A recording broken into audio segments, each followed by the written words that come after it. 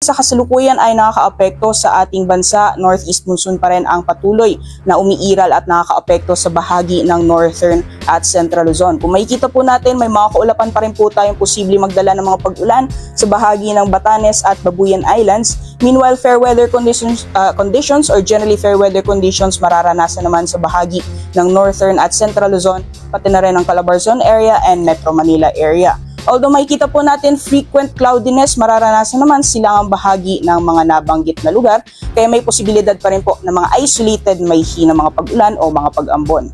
Sa nalalabing bahagi naman po ng ating bansa, patuloy pa rin yung pag-iral ng easterlies or ito po yung maalinsangang hangin na nagagaling sa dagat Pasipiko.